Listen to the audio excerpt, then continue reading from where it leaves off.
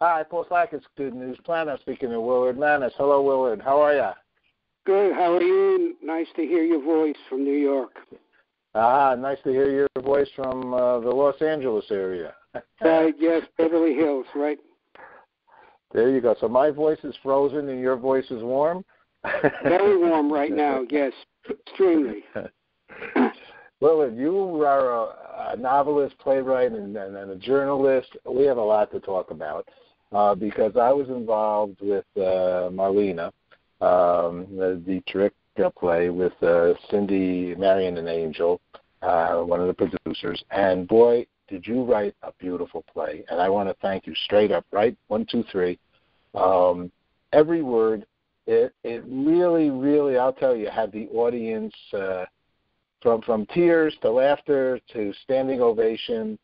She does a great job with it. She is Marlena. Yeah, absolutely. You know, I wrote the show for her, and of course she came through beautifully. So I'm delighted that it worked for you and the audience in New York. And of course, I appreciate your interest and support. Well, it's a big honor. We want to take it further on, and we will, because she's a star. She's going to win a Tony, and so are you, because there's no reason for it not to be. The story is important. The woman was important. Marlena was, from the raising the money for the country to her strong character. And yes. So how do you write a play like that? How do you? I mean, this is an icon. Well, where do you sit? Where do you start? How do you do something? Well, the actual start of it goes back maybe 25 years. A woman moved next door to us here in Beverly Hills in an apartment. She was a star Croatian actress, okay? Thing about her was she looked very, very much like Marlena Dietrich. Wow. And it just simply occurred to me, hey, why don't I write a show for her? She could sing, too. Xenia was her first name. But I didn't think of the play as something deeply serious at that time. I thought of it more or less as a cabaret act.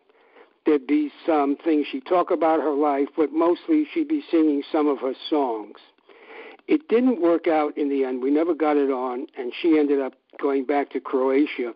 And the script sat on my desk for a long, long, long time, those many years, until I had a play on called Berlin Cowboys. And that's where I met Cindy and cast her as the madam of a brothel in Berlin. This is a wartime story based on truth. When Berlin, before the wall, was just a divided city, between the Russians, French, English, and so on. The American CIA office there dug a tunnel under the lines into the Russian zone and tapped into the Russian telex and telephone cables. So they were trying to listen in on all the communication between East Berlin and Moscow. And so my play, Berlin Cowboys, had the role of a German madam of a brothel in Berlin. Cindy was cast in that, and I got to know her.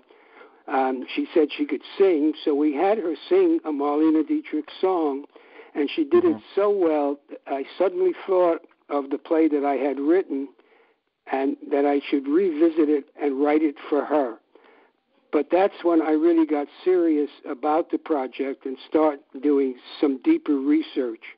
Also, a new big book had come out written by Dietrich's daughter, which had a lot of inside information. Anyway, that second draft of that play is the one that Cindy brought to life here in Los Angeles first and now in New York. Oh, God. Well, we thank you for having a next-door neighbor that looked like Marlena. Yeah, inspiring you to write. What is it that inspires you to be? Why are you a writer? I don't know. I mean, I always read when I was a kid. Excuse me one second. A prolific writer. I've written a lot. True. I'm not good, but I am prolific. And I wrote in high school, and I wrote in college. There weren't any really good writing courses. The only writing course at the small school I went to, Adelphi College, on a football scholarship, by the way, was radio writing. But I don't know, there was something in me that, made me want to write, and I got serious about it when I left college, and I started freelancing. And then I met my wife, who was Scottish. We met in the late 50s. She came to New York to work for the Theater Guild, if you remember that organization. Right. We decided to get married, and I had to go meet my in-laws in Scotland. And before we left New York, a Greek-American friend, a painter, I still remember his name, Peter Panos, said, hey, you're going to Europe, you got to go to Greece. I had never even thought of it, really, never. But we said, what the hell, we'll do it. So we got on the old Simplon Orient Express out of Paris, 4 days down to Athens. Met a Greek there who said, you're a writer, you have no money, you need inspiration, you can't stay in Athens, you have to go to the islands. And he sent us to the island of Rhodes and a village called Lindos, and we were there on our honeymoon. We thought for 3 days and ended up staying 30 years. Oh my God! I've been over there, and I can see how, to a certain degree, that could be, especially if you're with a loved one, how that could be heavenly.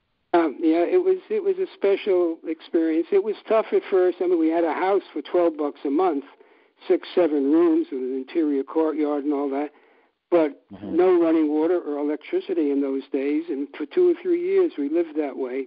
But anyway, it just occurred to me if that we moved in there, I could write full time, and we could make a living even if I just scratched out $3,000-4,000 a year, which is what I could do at that time. And gradually, over the years, I learned how to survive as a freelance writer, mostly writing travel articles. I became the Mediterranean correspondent for the Financial Post of Canada and covered pretty much the entire Mediterranean for them. And I was still writing fiction, and so that's how we survived for 30 years. We actually bought a house there and had a whole other life, which, came to an end. Yeah. All right. Well, you're not hurting in Beverly Hills. No, we're okay. But again, we still live pretty simply, and thanks to rent control, we're able to make it. I certainly am not making a living out of writing plays. Can't really do that, but I don't have to. I mean, we have enough money coming in from one place or another, including Social Security, to survive, and it gives me freedom. So if I want to write a play, I do, and I hope to get it on. Certainly I haven't been able to get everything on that I've written. I would say I've written maybe 40 or 50 plays, and about half of them have been done. Oh, boy, what a list of that. And you have a novel, too, right, Mott? I've written fiction, novel. Yeah. I've published about, I don't know, something like 14 or 15 books. Some of them are nonfiction. One of them is a memoir of our time in that Greek island village called This Way to Paradise, Dancing on the Tables. And right. That's still available at Amazon. But, I really began as a fiction writer. I never envisioned becoming a playwright, but I never envisioned becoming a travel writer either, which is what I did when we ended up in Greece. But I did that for a number of years and did other freelancing as well. And that's how we managed to make it. But when I came here, I decided, hey, here's a chance to, I was still writing fiction and still working as a journalist, but I could now meet people in the theater and I'd have a chance to get some plays on. So, that turned me on to it. What interested you? I've been a fortunate guy. I did 3 shows with a gentleman named Frank Sinatra in my life. Big AFI salutes to James Cagney, Orson Welles, and then he opened up for Benny Goodman here in New York when we opened up the Marriott Hotel in Times Square. Frank Sinatra and Ava Gardner. Yeah, that's one of my plays. And the nice story about it is the guy who played Sinatra in it, Rico Simonini is also one of the top cardiologists in Los Angeles. He's attached to Cedars-Sinai. He was in that Berlin Cowboys play that Cindy was in. So that's where I knew him from. And when I got to know him, I realized, hey, this guy can play Sinatra. So I wrote a play for him, and we cast a local actress that I knew, Stephanie Northcutt, and we were successful with it. And Rico was so excited by it that he felt it should become a movie. So he has spent a big part of the last 2 or 3 years putting this movie together. He stars in it as Sinatra, but a different actress plays Ava Gardner. And, we're still trying to get it sold to a real distribution outfit. Maybe it will end up VOD, production on TV or whatever, or the internet. But anyway, Rico put it all together.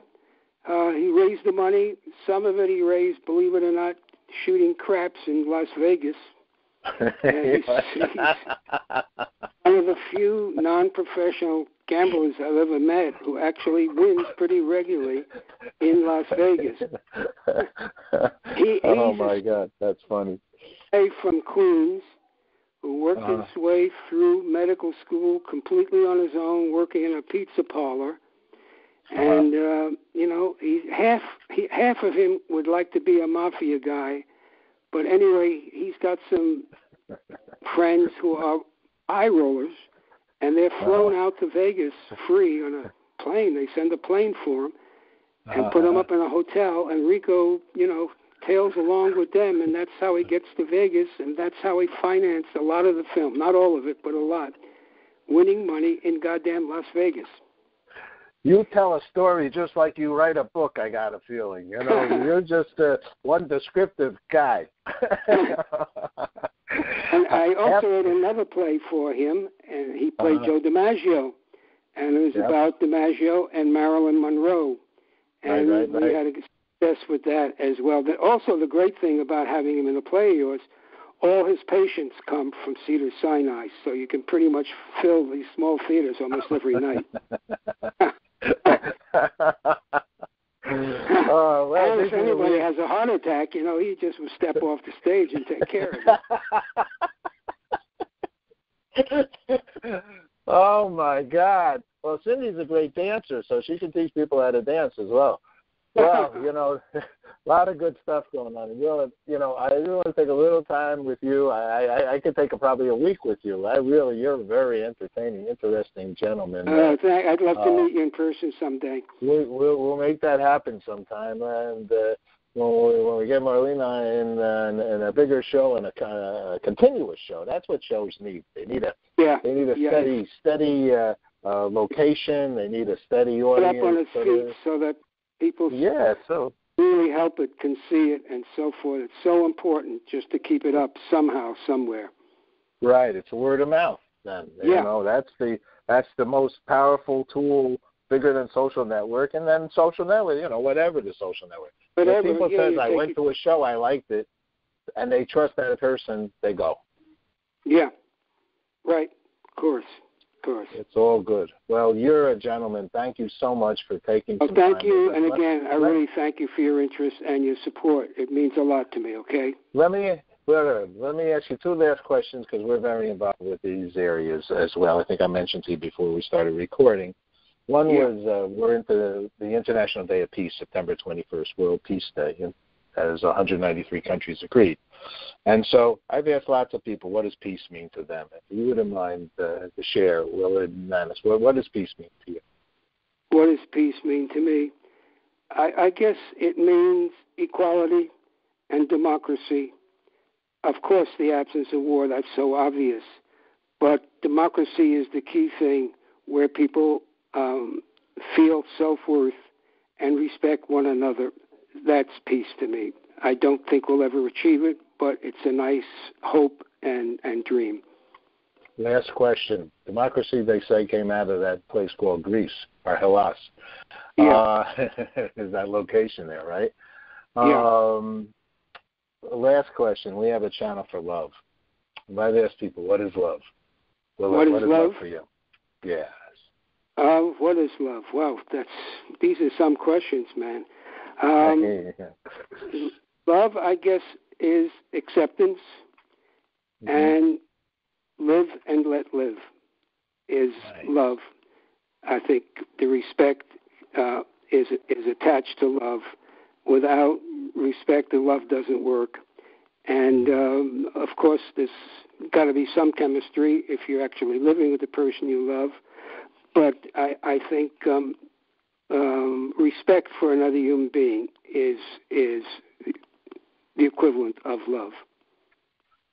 Willard, you're a great man. I really appreciate this time with us, and look forward to working with this and Project Marlena and others. And when you see Cindy, give her a hug for me, okay?